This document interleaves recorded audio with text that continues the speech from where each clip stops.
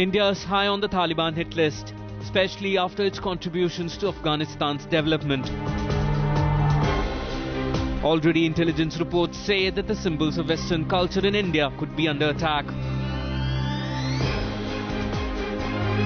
It is an enemy at our doorstep and in gaining strength.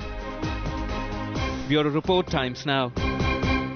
The Taliban threat may be currently spreading its tentacles in Pakistan, but it's a threat that is closer than you think. That is the contention which we're putting forward on the show amidst news coming in that a GeoTV reporter, a reporter with a Pakistani news channel called Musa Khan, has been shot dead in the Swat region. He was on his way to cover a very crucial meeting between two factions of the Taliban.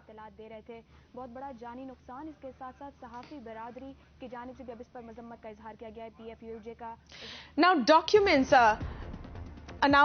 documents which have been put forward very recently in the United States have proved how close a link there is in existence between Pakistan and the Taliban. The world watched in horror when the Taliban took over Kabul in 1996. A ragtag army of radical Islamic students putting their medieval stamp on Afghanistan. But the US believes this takeover of Kabul was done with the complete backing of Pakistan. It was a time when Ronald Reagan looked on in approval as Pakistan armed refugees to fight the Soviets. Declassified US documents show that Pakistan had nurtured the Taliban in the 7 years leading to 9/11. US National Security Archive says Islamabad directly funded, armed and advised the Taliban. These disclosures were made in August 2007, when Pakistan could no longer openly back the Taliban. But in the early 90s, Islamabad's top priority was to build strategic depth in Afghanistan and secure access to Central Asian trade routes. Post 9/11, Pakistan has gone to great lengths to portray to the world that it's a victim of Taliban's brutality. But now with the US intelligence documents nailing Pakistan lie on Taliban, it's clear that Islamabad created the monster that now threatens to swallow it.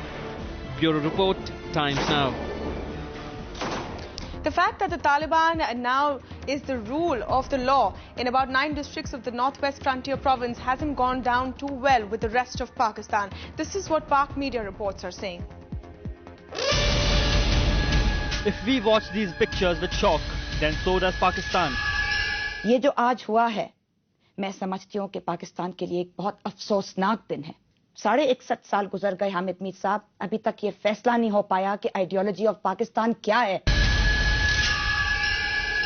Top Pakistani news channels debating the Taliban Islamabad peace deal. What's scary is that there are some who are in favor of it. I agree, it's a very positive development. And like I said, we should not look backwards, that the previous ones failed, so this one is bound to fail. No, it's not bound to fail, yes. अमन होगा, तो अमन के बाद एक committee अभी बनाएंगे, एक committee बैठेगी, वो कमेटी 99 रेगुलेशन को देखेंगे, उसमें जो भी खामियां हैं उसको दूर करके फिर उसको इम्प्लीमेंट करेगा. Not just in the newsrooms, the men who have often been called barbaric have been publicly divided. सवाद में कानून नाफिज कर दिया गया अमन, इससे अमन पे बहुत फर्क पड़ेगा. एकदम सही इक़दामात नहीं है, गलत है, ये हर आदमी अपना अपना कानून बनाएगा. The worry lines clearly are not just on our side of the border. Bureau Report, Times Now.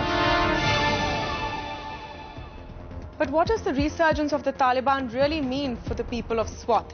Is it déjà vu to the Taliban-ruled Kabul?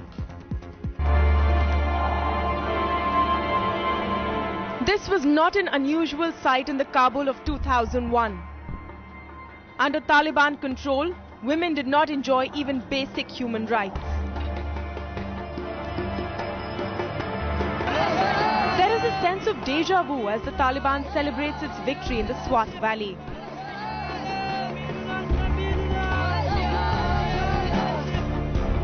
They now control the region and can run it the way they please. In 1996, Mullah Omar took over the reins of Afghanistan as the leader of the Taliban. At that time, it was a reprieve for the people from a corrupt government.